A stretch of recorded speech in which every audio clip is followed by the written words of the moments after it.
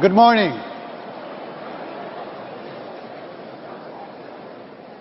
My name is Gilad Shani, and I'm a research analyst at Baron Capital, following the tech and energy infrastructure sectors. It is my distinct pleasure to introduce our next guest. He is a man who has been identified as everything from a supervillain to a superhero. He doesn't stop at changing our world as we know it. He is on a mission to change our galaxy. Elon Musk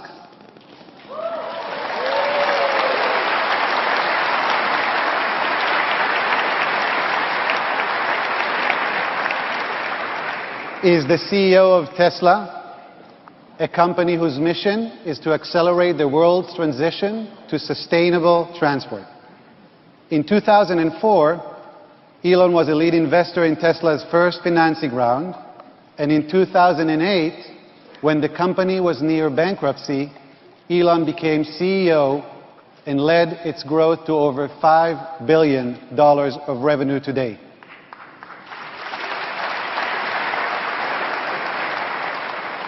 The company developed 3 electric vehicles: the Roadster, Model S, and Model X. The Model S has been described as a remarkable car that paves a new unorthodox course, and it's a powerful statement of American startup ingenuity. Model X, which was recently launched, has a wait time of over a year. Tesla sold almost 100,000 vehicles, electric vehicles, to date. Tesla is building a battery manufacturing plant called Gigafactory that will be 10 times bigger than the largest Boeing facility producing Dreamliners. Interestingly, Tesla is the largest battery consumer in the world, surpassing consumer electronic companies like Samsung and Apple. Elon is a scientist, an inventor, a designer, and one of the world's most innovative minds. He is helping to advance some of the world's most disruptive technologies: Tesla in the auto industry, SpaceX in the aerospace industry, and Solar City in the power industry. Now please welcome Elon and Ron for a conversation. That's pretty cool.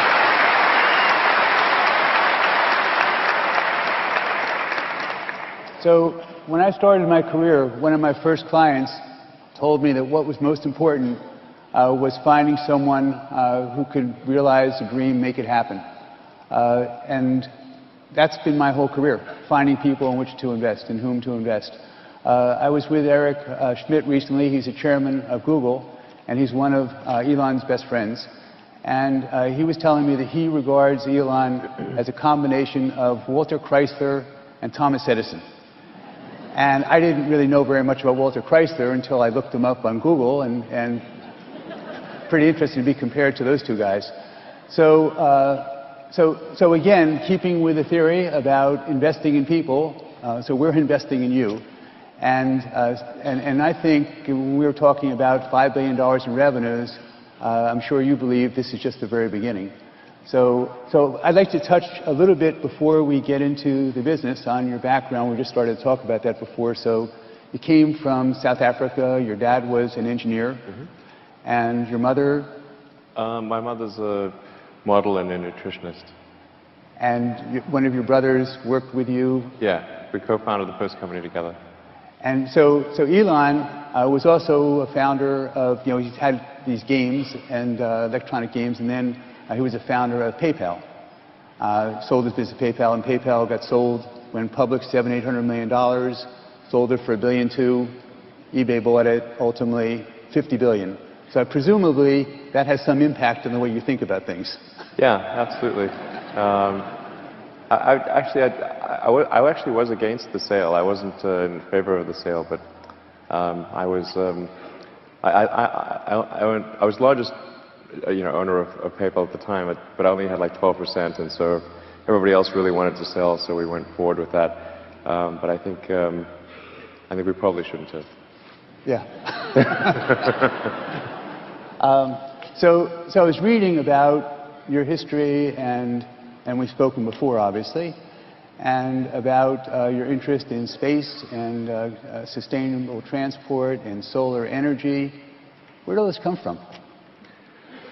Well, when I was in college, I thought about what would most affect the future of humanity, and I wanted to be involved in those, at least some of those areas. And I thought there were 5 things that I came up with that I thought would really affect our future as a civilization. One of them was the internet, and then the other was sustainable energy, both production and consumption of that. And the third was making life multiplanetary. And then fourth and fifth were genetics and AI. And I didn't think I'd be involved in those areas, but those sort of more in the abstract of what I thought would affect things. But I mean, going back a little further, I actually didn't really expect to be involved in creating companies when I was like in high school or middle school. I actually was going to pursue sort of physics and a career in physics and try to sort of understand more about the nature of the universe. But then things like the superconducting super collider got cancelled, and I thought, well, what if I'm stuck in some situation like that, and then there's like some act of government basically stops things, and then it would all be a waste. So when I think about cars, and so obviously, if you're using hydrocarbons and burning them and wrecking the environment, it makes it tough to live on Earth. And as you pointed out, unless we adapt and can start to breathe carbon dioxide. And so that's your effort there. But yeah, actually, the thing is that in college, my interest in sustainable energy was purely, at the time, was really from the standpoint of us eventually running out of hydrocarbons to mine and burn. So there's obviously limited supply of oil in the ground, and eventually we would have to transition to something that's sustainable. Because when we're drawing oil from the ground, we're essentially taking the accumulated solar energy that was bound up in plants and animals, and then over hundreds of millions of years was turned into oil. And that's obviously finite, and if we run out of that and don't have a good solution, then there would be economic collapse, independent of any environmental concerns. And so that was actually what sort of initiated my interest in sustainable energy.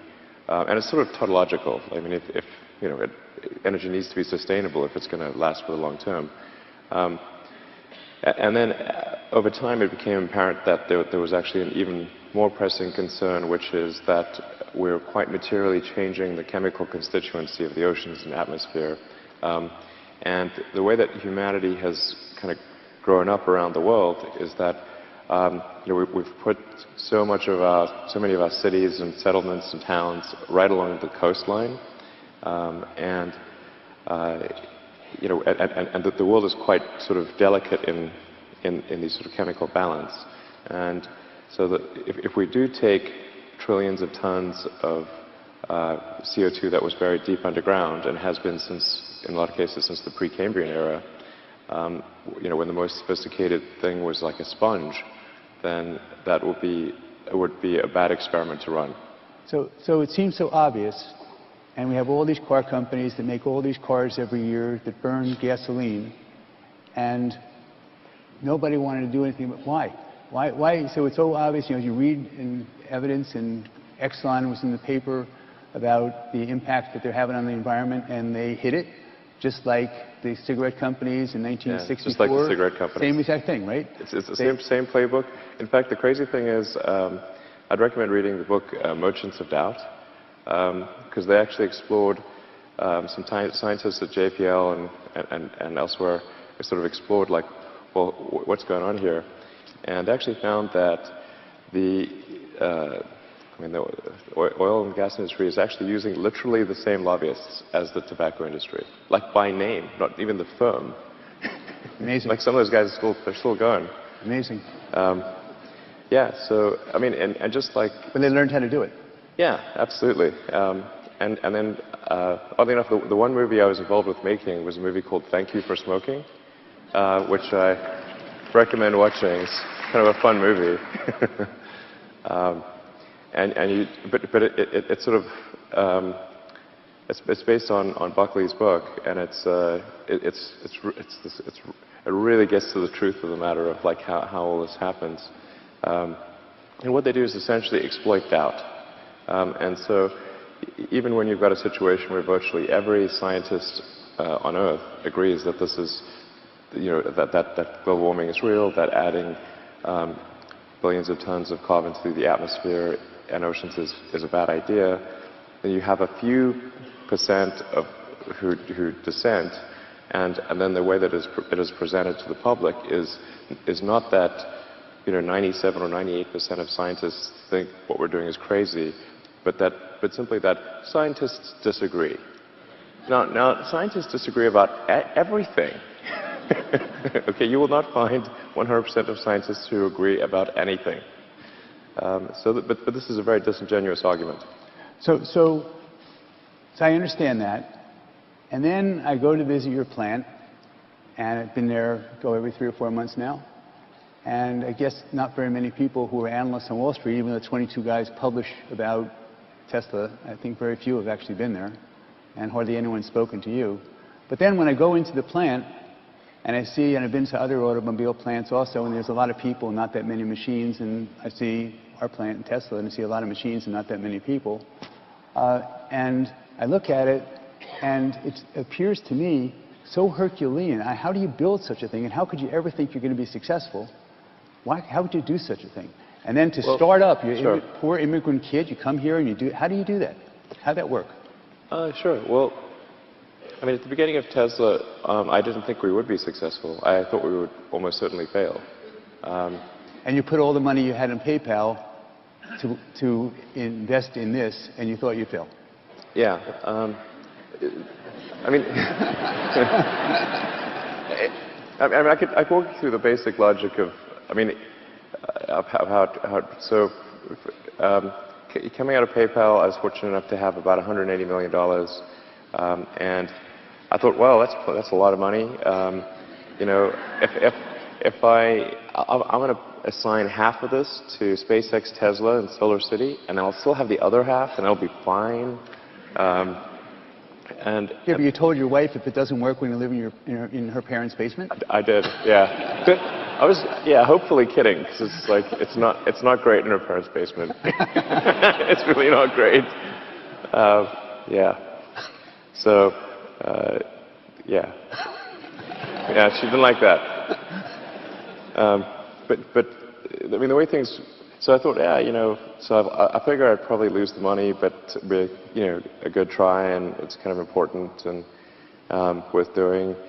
But then, as time went by, and the companies needed more money, and then we hit that really tough recession of 08 to 09, which was super bad for the car industry. I mean, you had GM and Chrysler go bankrupt. So I was like, man, if I don't invest everything, if I invest everything, there's a chance, and that we'll survive. If I don't invest everything, there is no chance. So if it wasn't for that recession, there's no way this could have existed. Being able to buy $1 billion plant for $50 million. Oh, that's true. But that came a bit later. But yeah. But the real key thing was 2008. Well, even maybe if you go from mid-2007 to mid-2009, that 2-year period was super bad. And we'd made so many mistakes in the beginning of Tesla that we basically had to recapitalize the company almost completely in 2007. Because, almost every decision we'd made was wrong. And when we created the company, and I got to give credit here for the beginning for AC Propulsion, which is a little company in Southern California, who created an electric sports car. And it was actually based on AC Propulsion's sort of idea. But I was trying to convince AC Propulsion to commercialize an electric sports car. commercialize this sort of prototype that they'd done, but they had no interest in doing that. After a while, I got tired of trying to convince them, and so I said, look, I'm just going to do this myself. And then they said, well, you know, there's some other people that also want to do it. Do you want to join in with them? I said, okay, let's do that. But those guys don't get enough credit. They did some cool stuff with an electric sports car before Tesla did. So that's when you were thinking about, should we use an engine and electric, or should we just use electric? Oh no, that was pure electric sports car. I mean, the whole sort of saga of Tesla is quite complex, and there's like many soap opera episodes that you could make out of it. But no, that AC Propulsion had created a pure electric sports car called the T0 as kind of just a demo, but they were just not interested in commercializing their stuff. And so I said, okay, look, this really we need to show people broadly what electric cars can do. So ended up getting together with a bunch of guys and trying to commercialize that idea. So again, we go back to this plant, this massive plant that we have out in Fremont, California. Today, yeah. I never expected that we'd have this plant. But it's an amazing place. Yeah. And the amazing thing is, like, it's kind of full, which is, I mean, when we got in there, we thought, like, when we first got that plant, it's one of the biggest plants in the world. I think it's sort of, like, by footprint, I mean, I think it's like maybe the third or fourth biggest manufacturer. How many square feet? It's 5.5 million square feet. 5.5 million. Yeah. So that's what, 100 and how many acres? You mean under roof? 150 acres? Yeah, exactly. It's a General Motors building. Just to give you perspective, General Motors building, which is where the Apple store is, that one block, that's 1 acre. This is 150 acres. Yeah. It's crazy. You could go camping in there. Like, it takes you a long time to walk from one side to the other. We have bikes in the factory, so you can just get around a bit faster. When we first got this, which was actually, it was a little bit later, it was in early 2010. We thought, man, there's no way we'd ever get that awesome plant because, you know, it just cost too much. And we didn't have much money. But then, as a result of the recession, the plant, which was joint owned by GM and Toyota, they decided to close it down. And the story behind that is sort of a long story, independent of Tesla. So they were going to shut it down, and it was just going to be empty, and they was like maybe going to turn it into like a mall or something like that. But it was going to be empty for a long time, and anyway, so we sort of approached Toyota and said, like, look, you know, we'll take it off your hands, you know. And then we also did a bunch of other strategic elements. The strategic elements we did with Toyota were actually independent. We also did an electric RAV4 program, and then Toyota also did an investment at the IPO. And they invested at the IPO $50 million at a $17 share price. So it worked out for them. But we were amazed that they were willing to move forward and do it.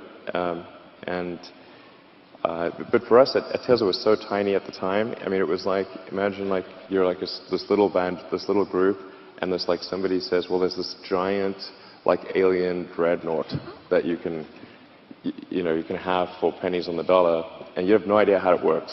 And you're like where are the controls? how do you use this thing? And that's what we were fortunate enough to buy it at a point where automotive plants were not worth much. So this plant ultimately is going to be able to do 500,000 cars a year? I think 500,000 cars, and you know, we could conceivably go beyond 500,000 cars there. But that's not really the dream. I mean, long term, I think we want to try to do several million cars. Yeah, I mean, from volume standpoint. But we're now doing 50,000 this year and 75,000 next year. We're talking about several million. But we think about Volkswagen, 10 million, Toyota, 10 million, General Motors, 8 or 9 million.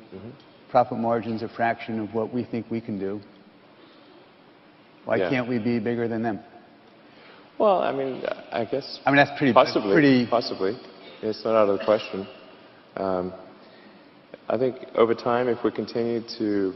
If we build great products and we keep our cost structure competitive, then I think, who knows what the ultimate... So we're going to need a lot of these plants? Yes.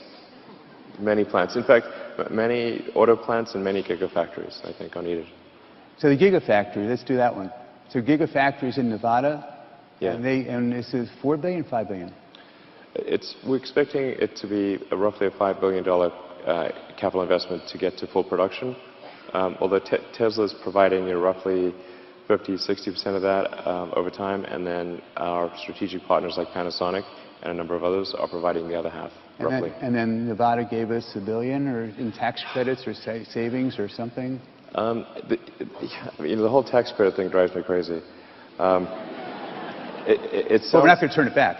Yeah, it sounds much better than it is.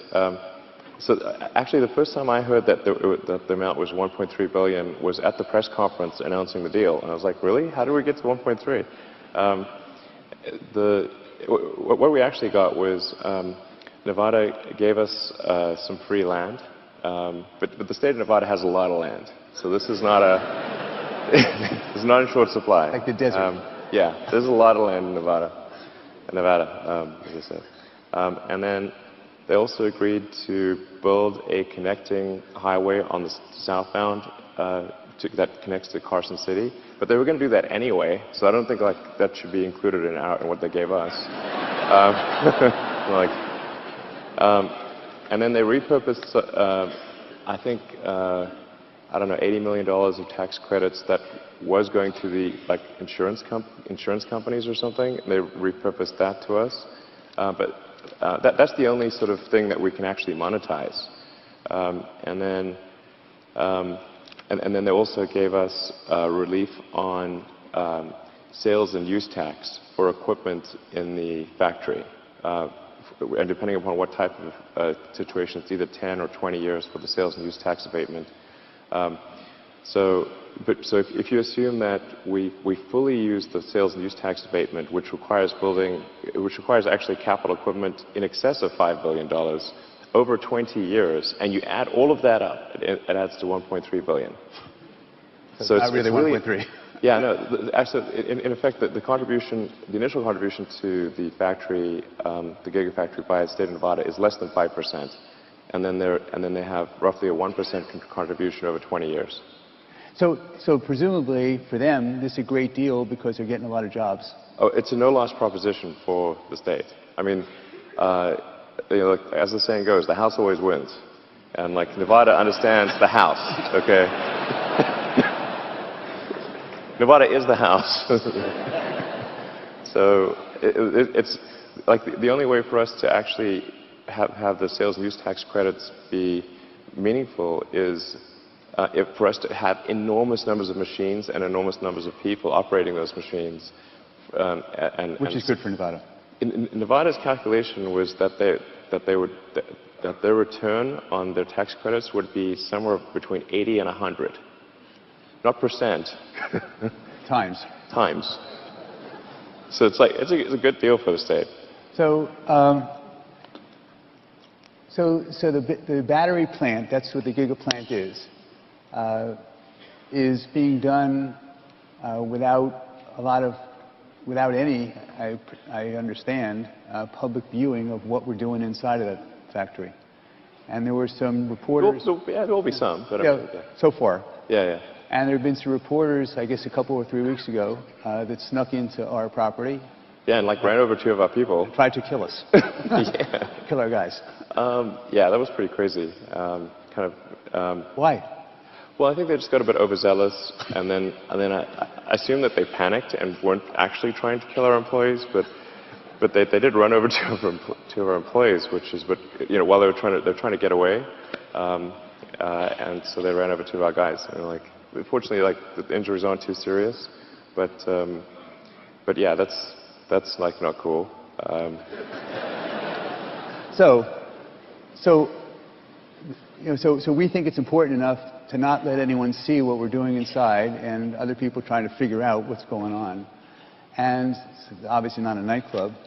And so what I think about is not knowing very much about technology and how things work is that, so we're making that kind of a battery, lithium. Lithium, yeah.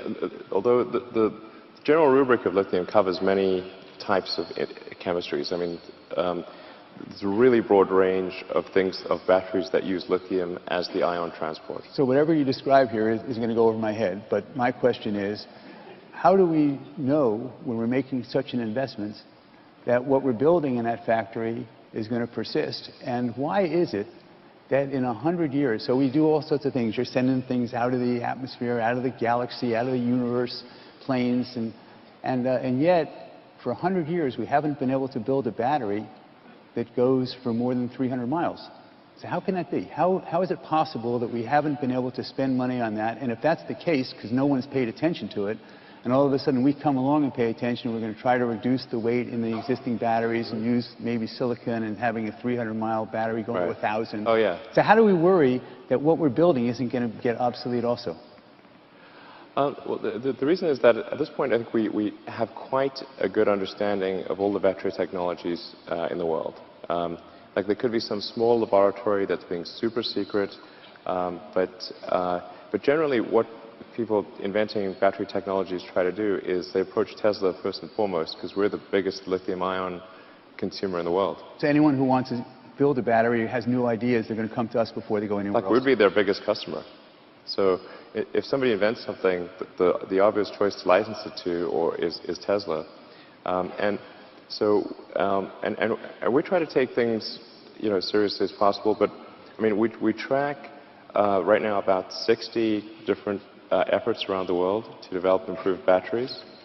And some of them hold some long-term promise, but we rate all of them from a 1 to 5, where 5 is we should be doing business with them, and 1 is complete BS. How many 5s are there? There's no 5s.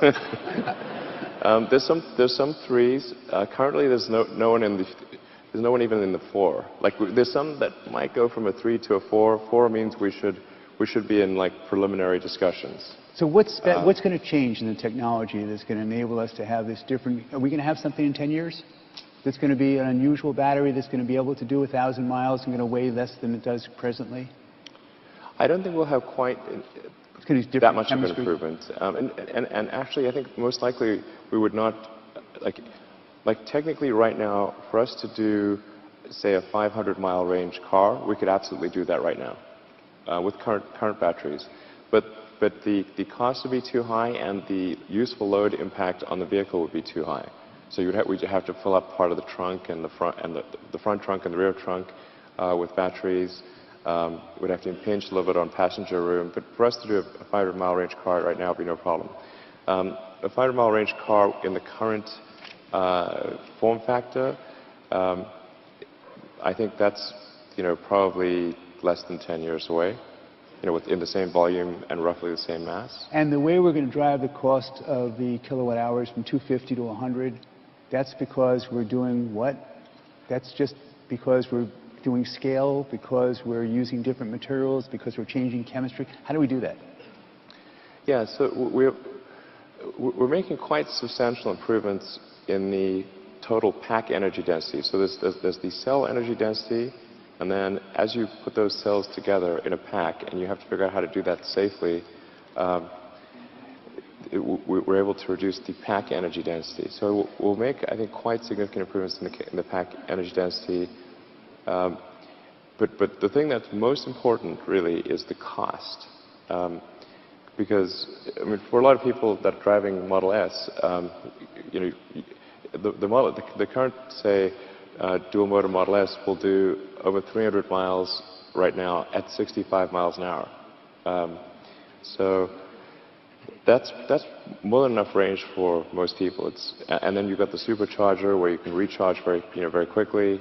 We have a supercharger network that's now ubiquitous throughout the country. Lots of our customers do cross-country trips, LA, New York, whatnot, using our supercharger network. So there's really, you have freedom of travel at this point, and certainly incremental improvements to the battery pack range are important, but the thing that's really important is reducing the cost per kilowatt hour. And we can do that with existing. We could, yes. We are going to make some technology improvements as well to the fundamental cell chemistry, and certainly to the way that the battery modules and packs are organized. But the fundamental focus is on cost per unit of energy. And that's what the Gigafactory is about. It's taking economies of scale as far as we can possibly imagine, to a very extreme level. As far as we can, that's what gets it to 100, or that's what gets it lower than 100? Sorry, 100 what? $100 a kilowatt. Oh. We can't comment on exact price numbers, but I mean, that's approximately, you know, that's in the ballpark of what we're aiming for.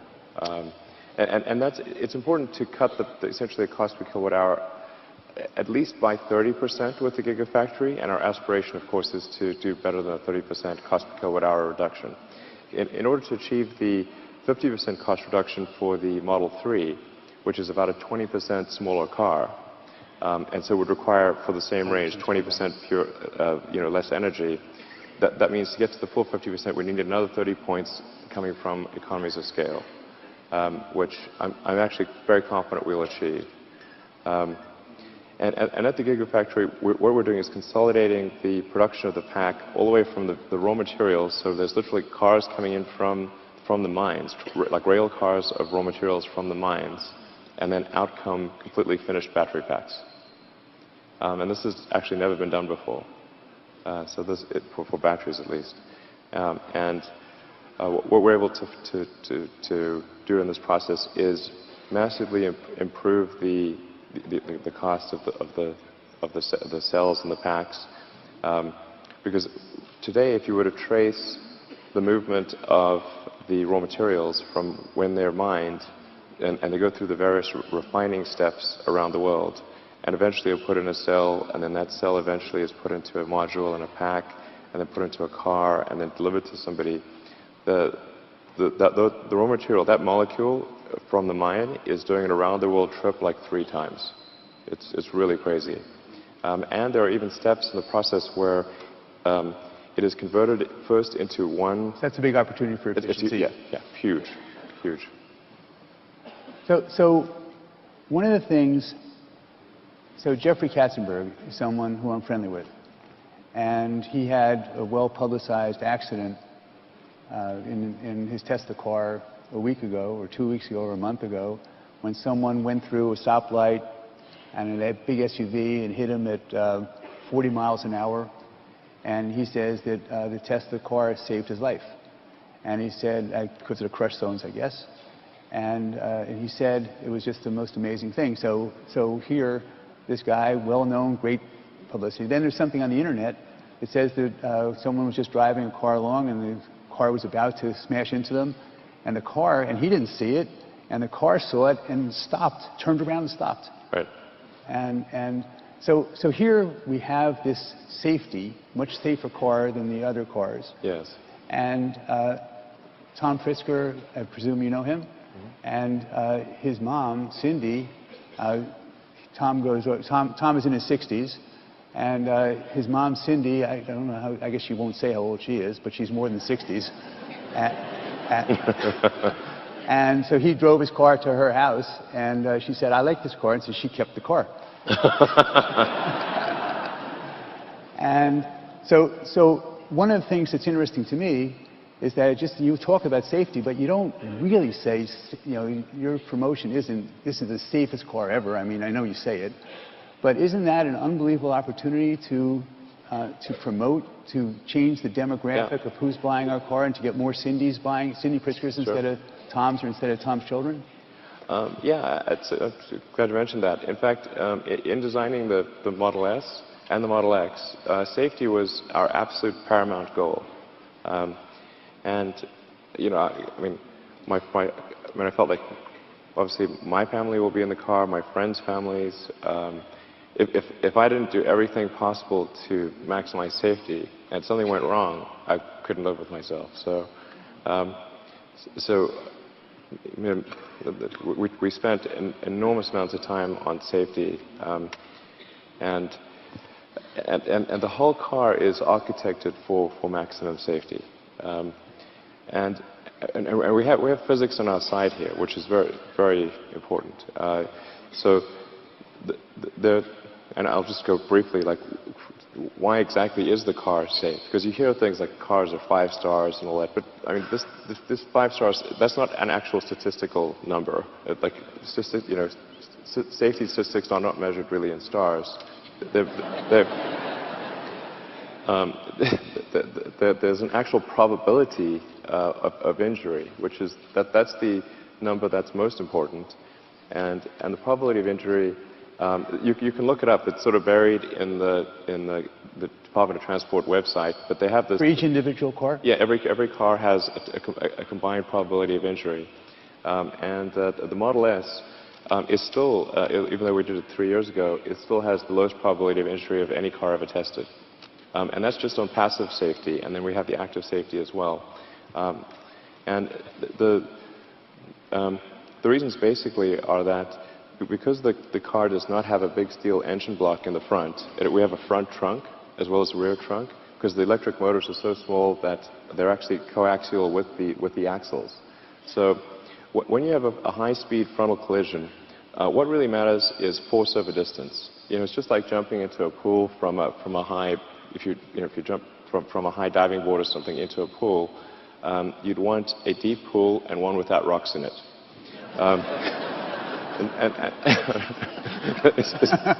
It's really not that complicated. It's the same thing for a car. And what people don't realize is, like, you think of like having a steel engine block is protecting you, except that when you hit something, you're going 60 miles an hour. So it's stopping you that is important. And so that deceleration distance is incredibly important. Or described another way, the length of the crumple zone is extremely important.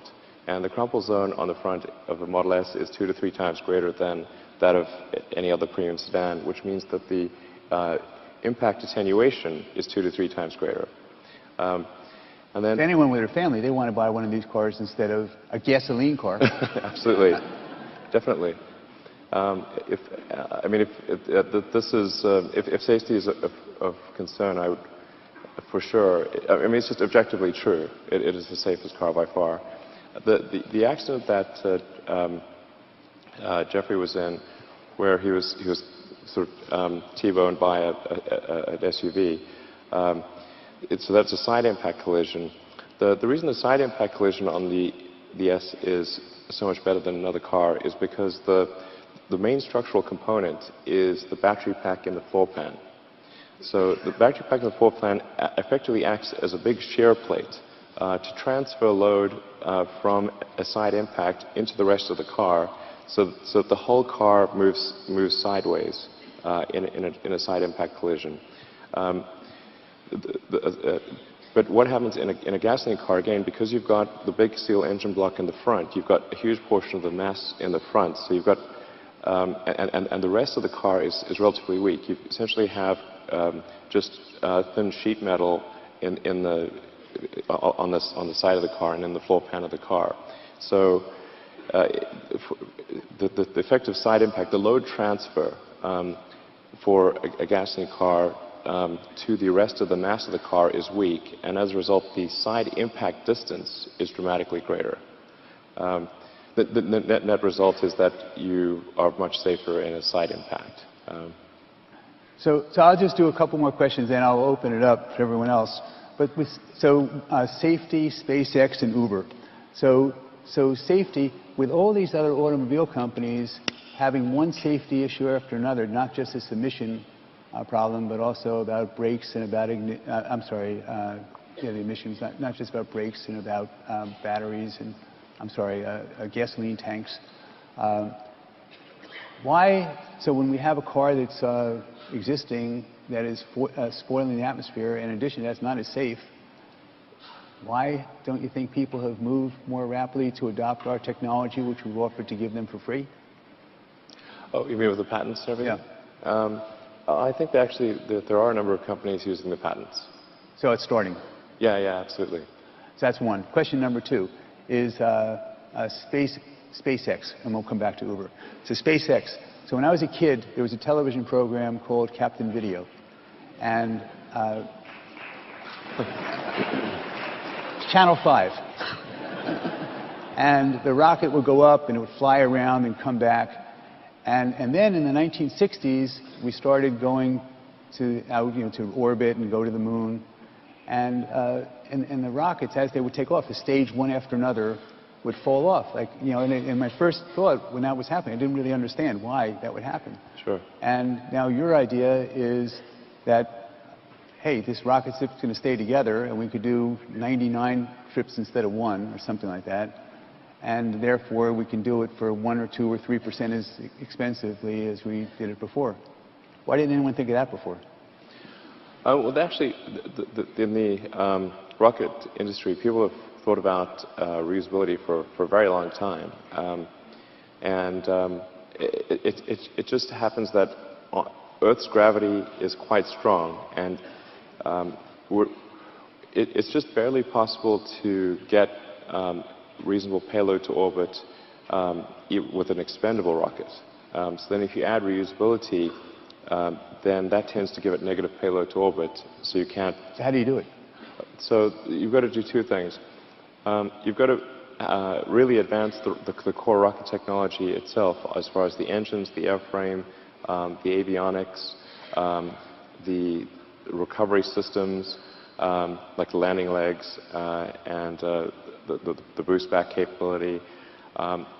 You've got to make the rocket such that if it was in a pure expendable mode, it would get approximately 4 or slightly more than 4% of its payload mass to orbit. And to put this in perspective, normally a rocket gets about 2% of its payload mass to orbit. So it's a very small number.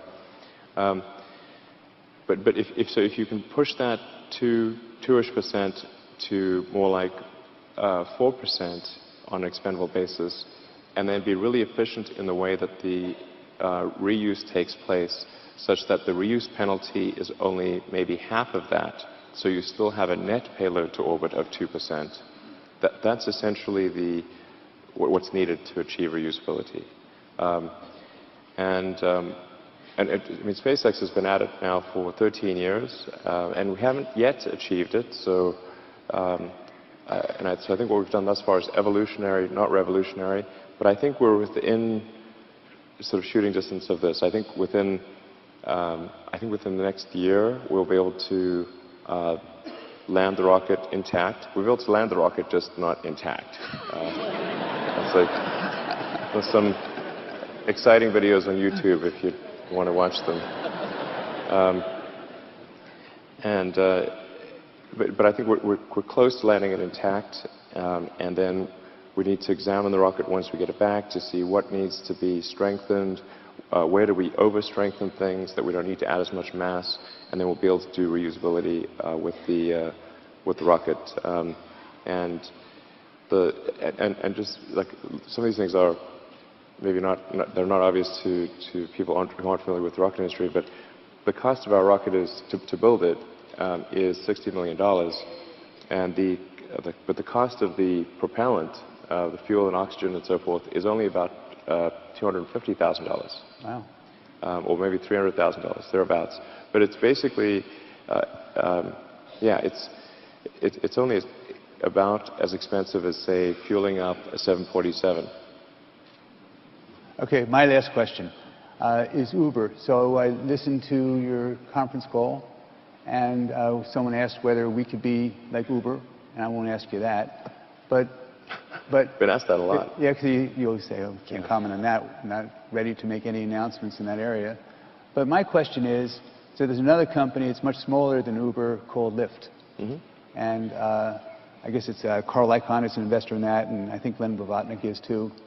And so my question is that what is it about Uber's business that will make them immune from being attacked by Lyft? Does Lyft have a chance against Uber? Oh, wow. I'm not really an expert in that arena. I mean, is there some kind of scale that they have that makes it impossible for someone to compete against them is really my question.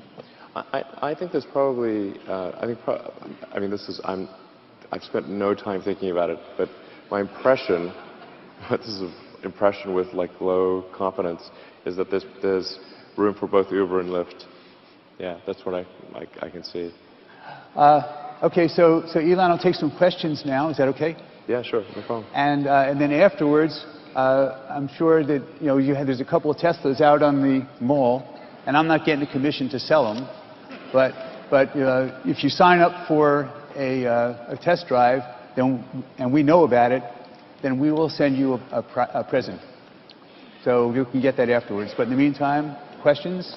Oh, I should mention, I guess got reminded, that there's actually, for anyone that isn't able to do a test drive today, we've actually arranged a special VIP URL just for you guys, which is teslamotors.com/Baron. Wow, cool. Yeah, so it's just, yeah. Thank you. Number 6. Hi. I had the pleasure of test driving an S just the other night, so it was 5 minutes in New York City traffic, but sweet, yay.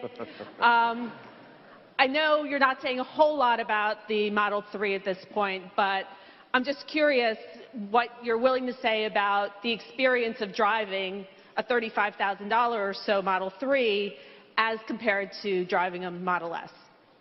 Sure. Well, our intent is the Model S and the X will be kind of premium, sort of high-end cars. And we will try to lead with new technologies in the S and the X. So that will be the advantage of the S and the X. But the 3 will be a smaller version, so maybe about 20% smaller, comparable in size to, say, a 3 Series BMW or an Audi A4. But it's going to have a very similar feel to the S, and so it'll be sort of have great acceleration, good driving feel, good handling, and for the size of the vehicle, great cargo space. Yeah, I should mention like the S, because it's got a trunk in the front and a trunk in the back. The actual cargo space of the S is anywhere from 50 to 100% more than a gasoline car of the same external dimensions.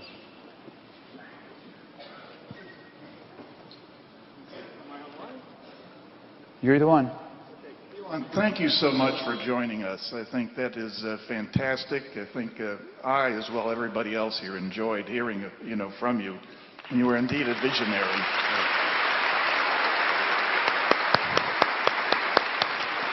I have one observation. We have a favorite restaurant that has installed about 6 Tesla charging stations right outside the door. Okay, it's a good restaurant, but I notice they're always full. All those charging stations are full. And thinking of the great synergy of having a restaurant, I've got charging stations, and now I get extra business. So I hope they're paying you to put in these stations. But I have, what I want to get to is a technical question. Read an interesting article about in-road charging. Take your pick. It can be inductive, it could be RF. Is there any potential for that, okay, in terms of, if there is Tesla involved or engaged in looking or doing something with that? Thank you. Sure. I actually don't. I think that's unlikely to occur. I think it's really going to be just long-range batteries, and then most charging tends to occur at people's home or business, and then that's really 80–90% of charging. 10% of charging is long distance, which is what we have the superchargers, so you can travel anywhere in the country. Actually did this great road trip with my kids from LA to Mount Rushmore in South Dakota. So you can travel anywhere in the country, complete freedom. But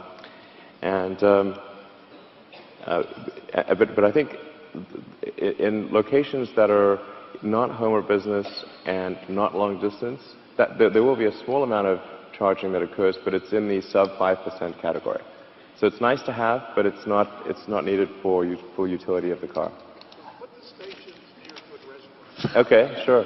So That's our aspiration, actually, is to put the supercharging stations somewhere where you can immediately then go and have a nice meal and grab a coffee and be on your way, and do some shopping if you want. So I apologize to everyone. I hogged the time, and I didn't realize that we were running over. I thought that this was the amount of time we could talk, and then there were more time for questions. Would you be able to answer some questions a little bit longer? Yeah, no problem. Sure. So Elon can stay here for a bit. There's entertainment that's now starting in 3 venues. In the left venue, we have Steve Martin and Martin Short for comedy. On the right venue, we have Michael Bublé. And in the center, there's Tony Bennett and Lady Gaga. Oh. Not bad. Pretty cool, right?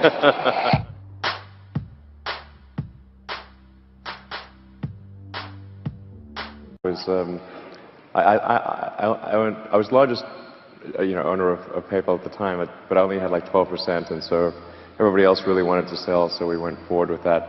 But I think we probably shouldn't have. Yeah. So I was reading about your history, and we've spoken before, obviously, and about your interest in space and sustainable transport and solar energy. Where did all this come from?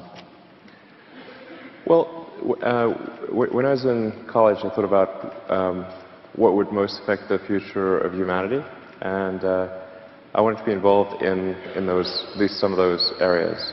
And I thought there were 5 things that I came up with that I thought would really affect our future as a civilization. One of them was the internet, and then the other was sustainable energy, both production and consumption of that. And the third was making life multiplanetary. And then fourth and fifth were genetics and AI. And I didn't think I'd be involved in those areas, but those sort of more in the abstract of what I thought would affect things. But I mean, going back a little further, Paves a new unorthodox course, and it's a powerful statement of American startup ingenuity. Model X, which was recently launched, has a wait time of over a year. Tesla sold almost 100,000 vehicles, electric vehicles, to date. Tesla is building a battery manufacturing plant called Gigafactory that will be 10 times bigger than the largest Boeing facility producing Dreamliners. Interestingly, Tesla is the largest battery consumer in the world, surpassing consumer electronic companies like Samsung and Apple. Elon is a scientist, an inventor, a designer, and one of the world's most innovative minds. He is helping to advance some of the world's most disruptive technologies. Tesla in the auto industry, SpaceX in the aerospace industry, and Solar City in the power industry. Now please welcome Elon and Ron for a conversation. That's pretty cool.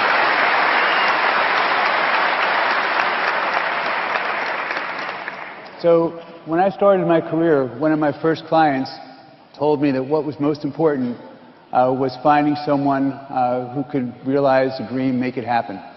And that's been my whole career, finding people in which to invest, in whom to invest.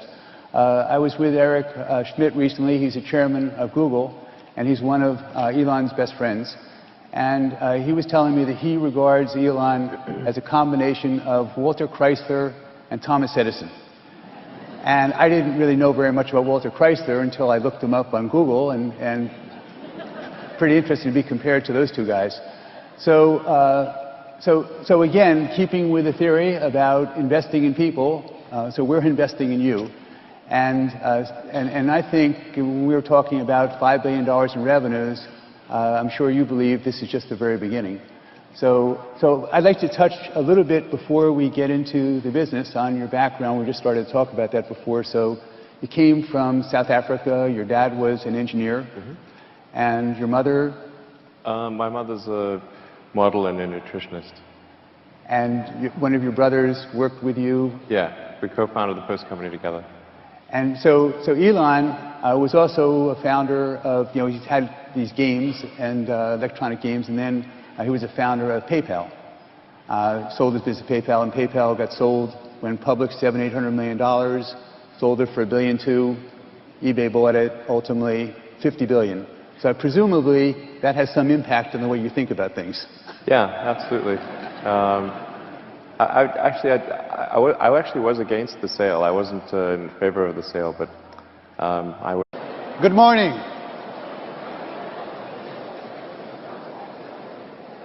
My name is Gilad Shani, and I'm a research analyst at Baron Capital, following the tech and energy infrastructure sectors. It is my distinct pleasure to introduce our next guest. He is a man who has been identified as everything from a supervillain to a superhero. He doesn't stop at changing our world as we know it. He is on a mission to change our galaxy. Elon Musk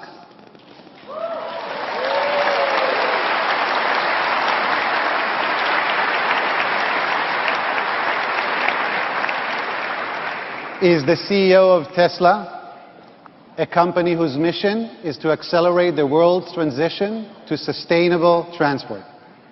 In 2004, Elon was a lead investor in Tesla's first financing round, and in 2008, when the company was near bankruptcy, Elon became CEO and led its growth to over $5 billion of revenue today.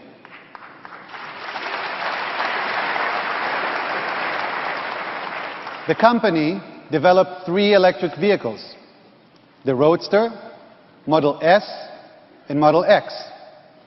The Model S has been described as a remarkable car that... I actually didn't really expect to be involved in creating companies when I was in high school or middle school. I actually was going to pursue sort of physics and a career in physics and try to sort of understand more about the nature of the universe. But then things like the superconducting super collider got cancelled, and I thought, well, what if I'm stuck in some situation like that, and then there's some active government basically stops things, and then it would all be a waste. So when I think about cars, and so obviously, if you're using hydrocarbons and burning them and wrecking the environment, it makes it tough to live on Earth. And as you pointed out, unless we adapt and can start to breathe carbon dioxide. And so that's your effort there. But yeah, actually, the thing is that in college, my interest in sustainable energy was purely, at the time, was really from the standpoint of us eventually running out of hydrocarbons to mine and burn. So there's obviously limited supply of oil in the ground, and eventually we would have to transition to something that's sustainable. Because when we're drawing oil from the ground, we're essentially taking the